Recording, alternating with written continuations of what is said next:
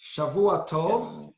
Yeah. We're back again for interview number 2 with Yoni Kapach, formerly from Israel, now living in Los Angeles. How are you, Yoni? Wonderful. How was Shabbat? Good? Yeah.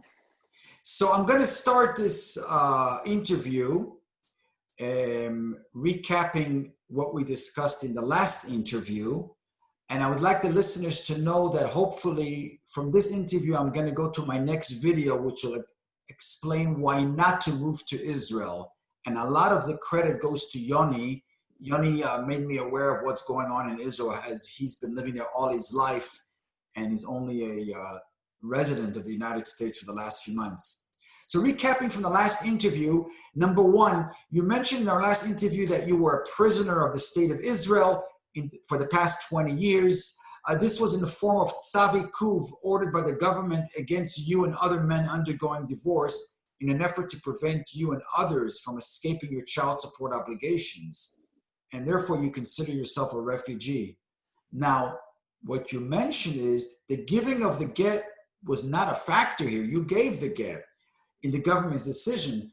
You already gave it, but they merely kept you there just to make sure you will pay all your child support. Isn't that correct? Yeah. Additionally, you mentioned that you had your bank account seized and parental rights removed.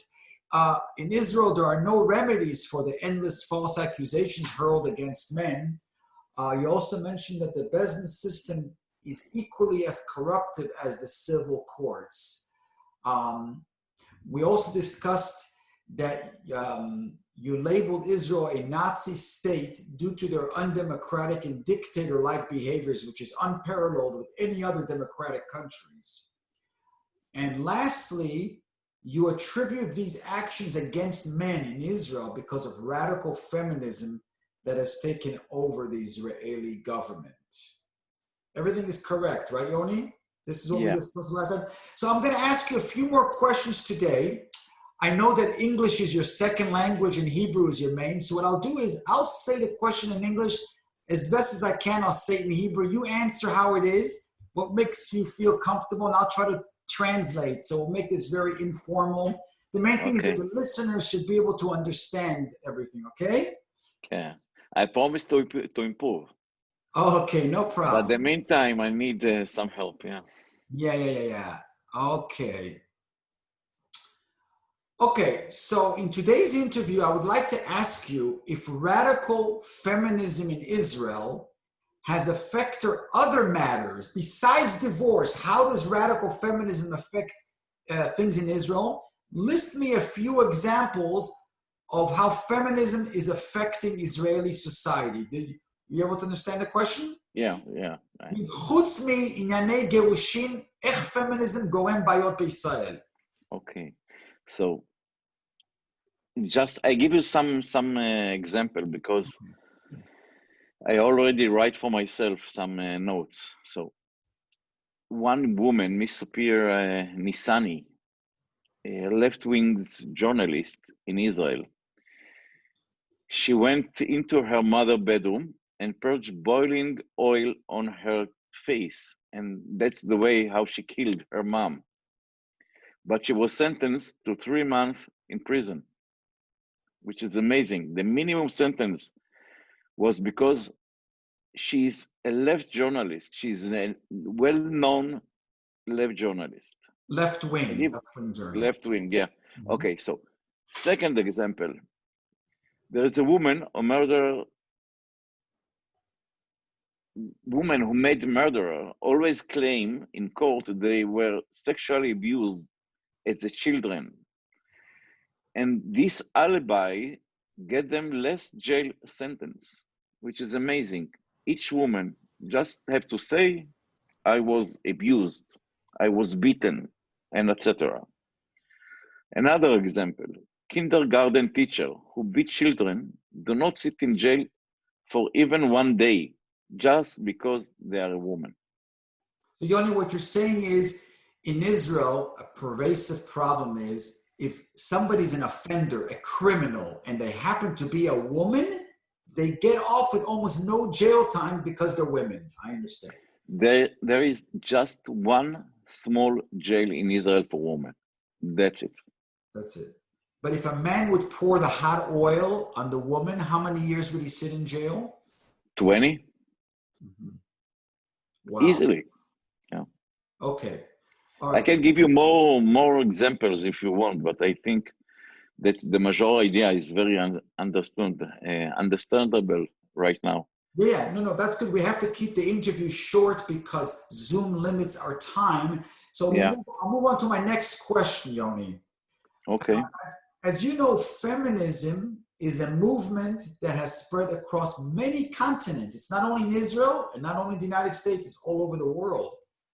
How do we combat this movement, and what do you see will become of feminism? זאת אומרת, פמיניזם מתפשט בכל העולם, מה אפשר לעשות היום כדי לנצח ולהפסיק שפמיניזם לא יהרוג את כולנו? What's there to do? First of all, you must understand that there is no difference between the feminism and Nazism because they deal with the same. One says that there is a superior race, which is the German, the Ari, and the theory but after the feminism is that the woman, she is the best, and so somebody should be the slave, the servant, So in this case, we can't see the difference between these both theory, if you understand me. Feminism is mainly developed the gender theory, okay? And they make us, the men, as a bad character. So we are violent, we are loudy, we are liars, we like to beat women. So this is the main problem. And that caused all the problem of us today. How do we combat this movement? It's very hard because this feminist organization, they have a lot of money and they dealing 24/7 in propaganda to make the people understand or think that all they say is 100% truth. So in this case, I think, I don't know what to say. It's very hard. It's very hard. We must do the same. We must shout loudly and to tell everybody that there is no difference between feminism and Nazism, at least for today, because they have the final cause, and the final cause is to get rid of men. So you believe feminism was established for their eventual goals to get rid of a man? Yeah, unfortunately, yeah, because men are not necessary. They need us, for a reason, but there is no. If you are a man and you feminist, so they don't have a problem with you because you already give up on your rights. You already feel that you are less than a woman. So this is not the case. The case is with people like me and you and others, guys, people that want the same rights. We never think that we are superior than a woman. We just want to be treated as them, as well as a woman. That's it. So I think, yeah. My next question is, are the secular Jews, the Chilonim in Israel, equally affected by the same government actions that the religious Jews experience in Israel? Yeah, of course, there is no difference. The difference is just if you're a feminist or not feminist. If you're a man and feminist, you're okay because you already give up over your rights. But if you are like me and you, we are in a big problem. So So what would happen? just for example, Mhm. if you divorced and you are a feminist, automatically you give up on everything. So if you go to the court, it's the worst case scenario because usually you give up before the court and you make an agreement with the wife and then you become her slave and you do everything as you told. But if you are like you and me and we fight over our rights and we want to see our kids normally, in this case, the courts start hunting you. So the courts take efforts to make sure that you are going to, you know, take Comply. your head, Comply. comply, yeah, to give up, actually to give up all over your rights. Tell me, what happens to a Chiloni who wants to get divorced and he tells his wife, I don't want to give you a get? Does the Bet Din punish him the same way as a Dati who doesn't want to give a get? Even if he's not an Israeli citizen ever, Mm-hmm. even if he didn't been in Israel for one day. Right. What Yoni is saying is that the Israeli government punishes foreign citizens visiting Israel regarding matters of get. They infringe upon the rights of foreign citizens. Yeah. We're aware of that. All right, moving on to But the... we talked about it. It's like to be, you know, it's a federal offense because Israel cannot control citizens who are not Israeli citizens. Right, right, right. Um, you know, Yoni, it appears from my research... We finish the time of the Oh no, we still have some time. So we'll go through the questions a little bit quicker. It appears from my research that the rabbis in Batei Din in the United States take the same aggressive approach against men in matters of divorce, stripping them from their basic rights. What do you feel is the best way to combat this trend in the United States? Can you repeat the question, please? Slowly. It means we see that Israelis are doing this to foreign citizens. They're stripping the rights when the foreign Yeah. citizen comes to visit Israel. But it looks like the American Batei Din are learning this from Israel. They're starting to be tough on their own people here in matters of divorce. What could be done to stop that trend? I think that the Batei Hadin in not in Israel, okay, all over the world, they are trying to cooperate with the Batei Hadin in Israel. Mm-hmm.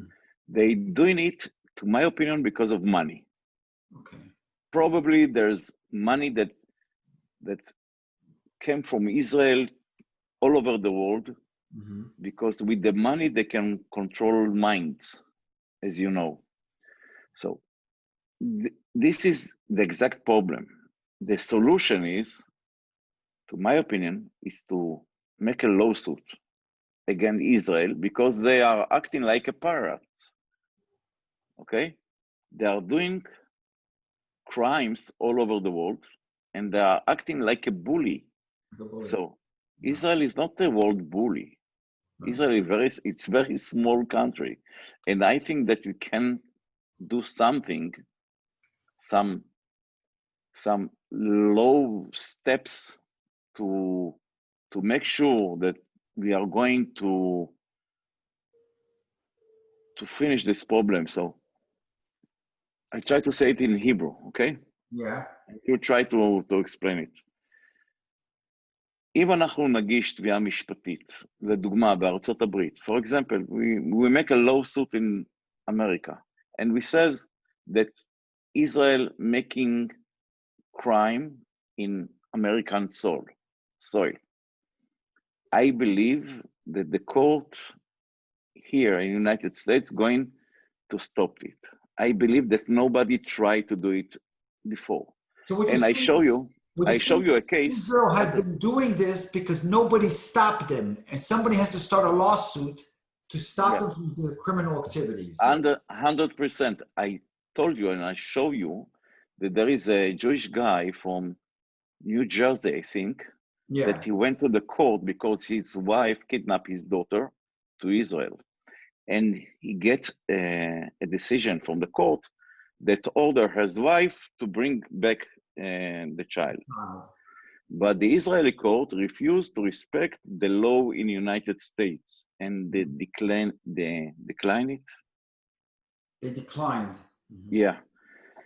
So this judge wrote a very hard things on the Israeli court. Yeah.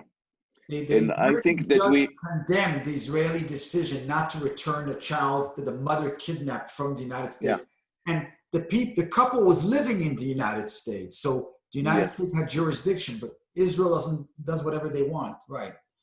Okay. Yeah, that's why we have to keep going from that, because we have one step. We did one step. It's a very good step that United States court knows that Israeli are not respect the decision that is taken in United States.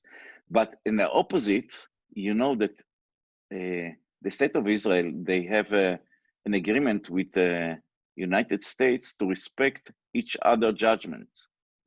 But it's working just one way, that America respect the Israeli law, but Israel do not respect anything. Right. Let's move on so our time doesn't run out. Okay. What is your advice? There's so many Jews from the diaspora, from the world, that contemplate making Aliyah, Lasot Aliyah. What is your advice to those Jews about the potential pitfalls, abayot sheikra lahem, if they decide to move to Israel? What's your advice to them? I wrote you about the problems here in Israel, but it's so many. I can try to say some 5 minutes. Unique. Say why they think. Explain to them why they dream about coming to the Holy Land is not the way they think it is. It's not like the way in the Zman Gemara.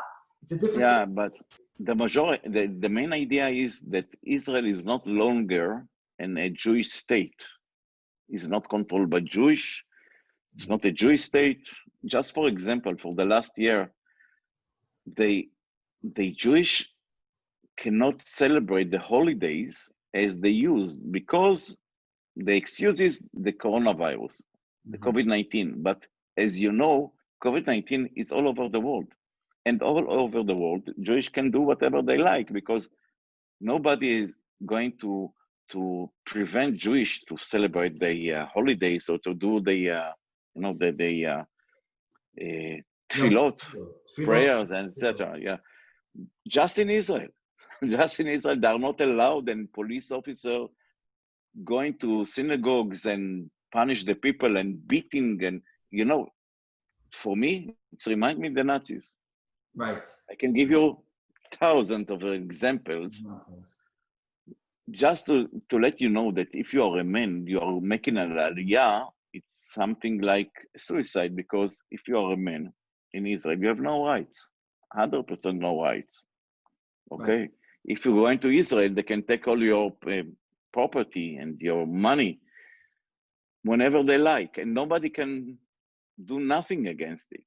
So. Right. So, Yoni, what you're saying is, what people don't know when they make aliyah is, number one is, it's no longer a Jewish state like people think it is. It's run by irreligious, radical, feminist, and Nazi kind of behavior, communist behaviors. Yeah. I was born in Israel. I was serving in the army in Israel, and I ran away from Israel like I ran away from the Nazis. Because, when I was a kid, we learned about the Nazis and how horrible it was. And then I became a man. I got married and I got divorced.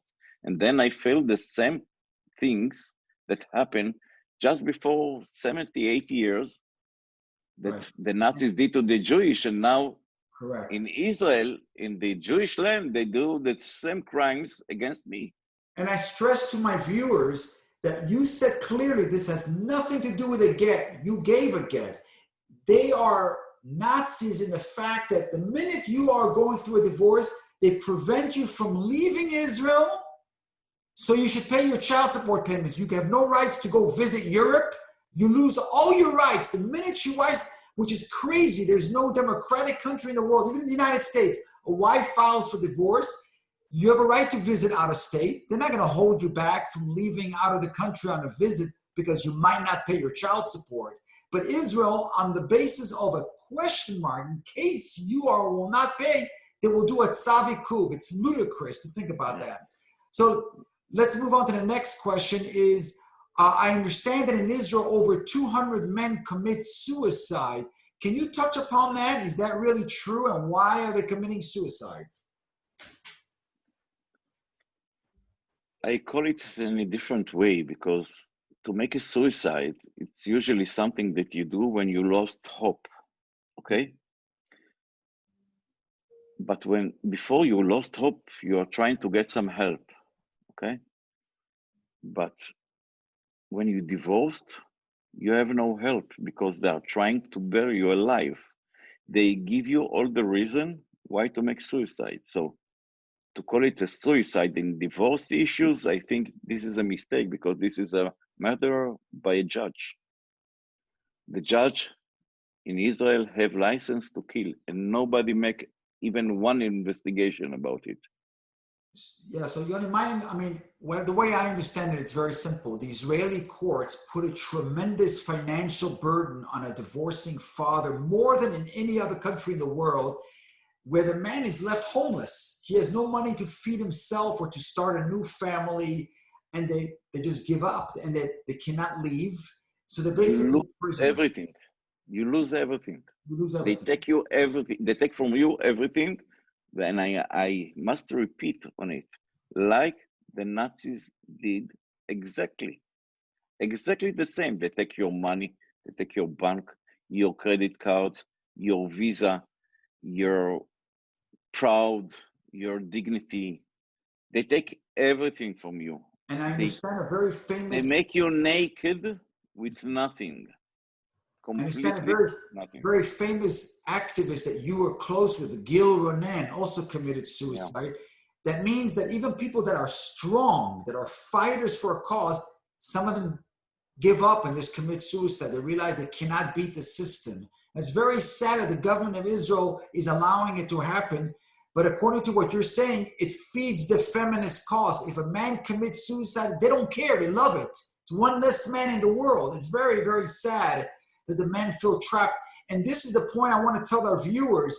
Those that think that by going to Israel, your life will be better, think again, because even if your marriage is good, your child or grandchild, if he goes through a divorce, doesn't pay his support, doesn't give a get, guess what?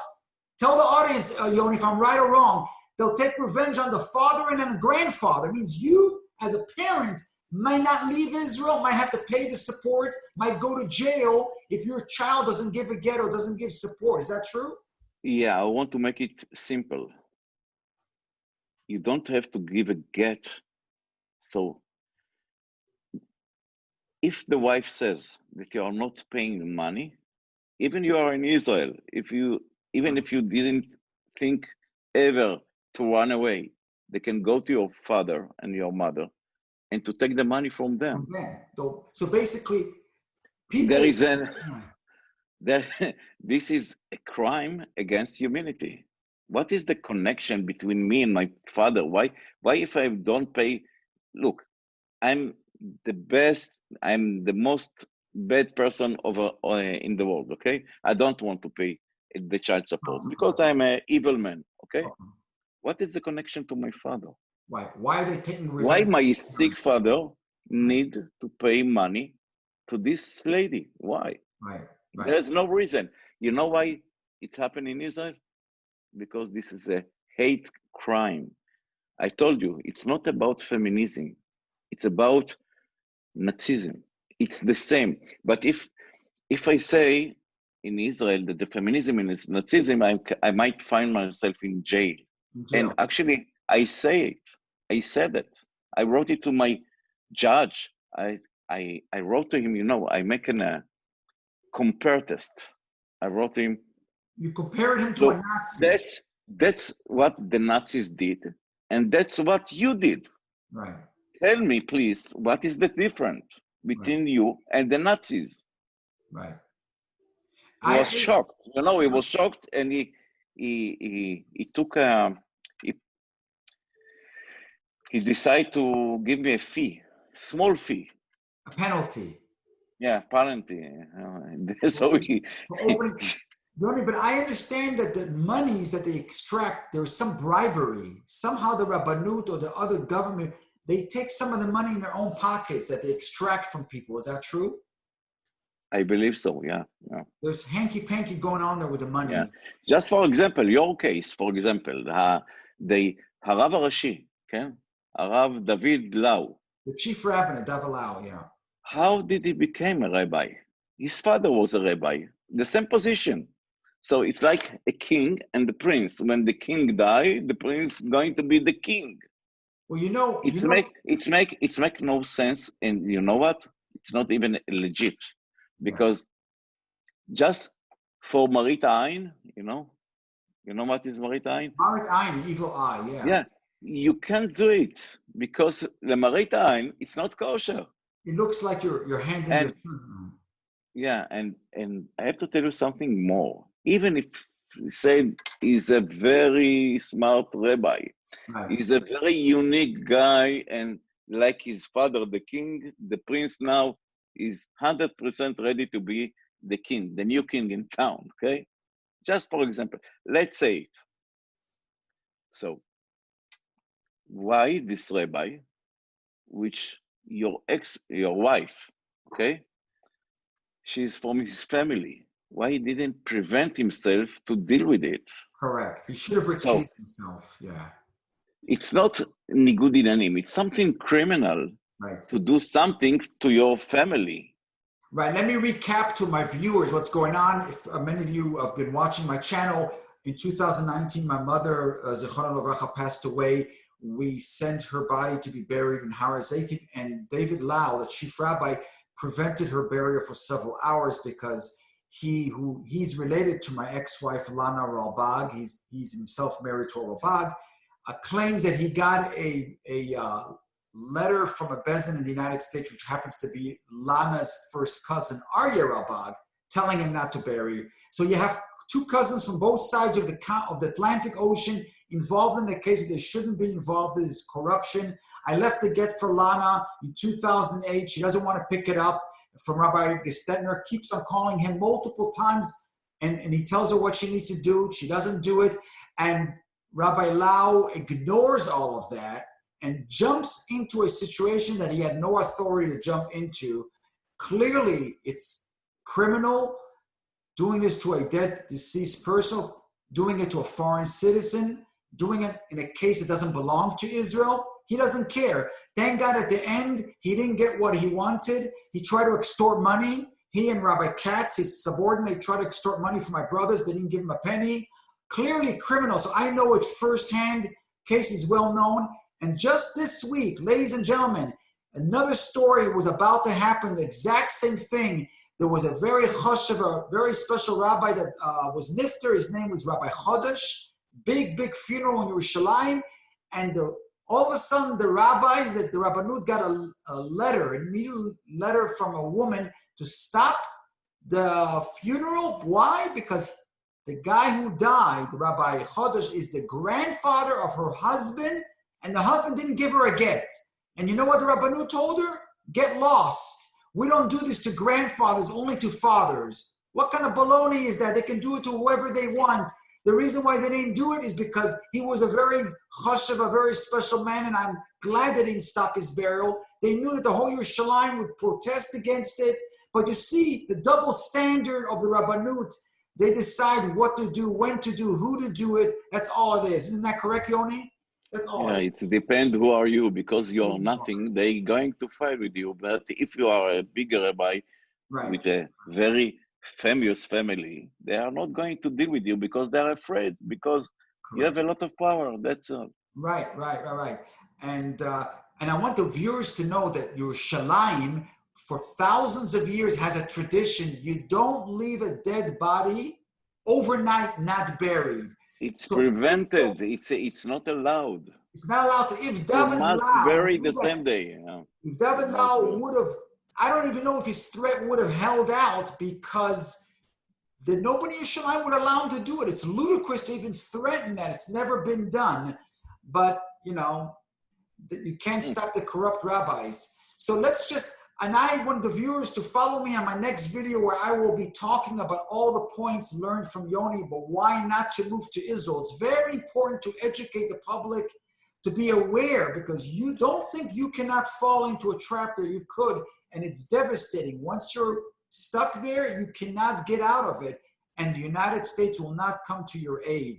Even though it sounds undemocratic what Israel is doing to you, and I'm talking about money, it's not a get now, money issues. They can take away your apartment, do all kinds of sorts of things, and you'll feel helpless. So stay tuned for that video coming up.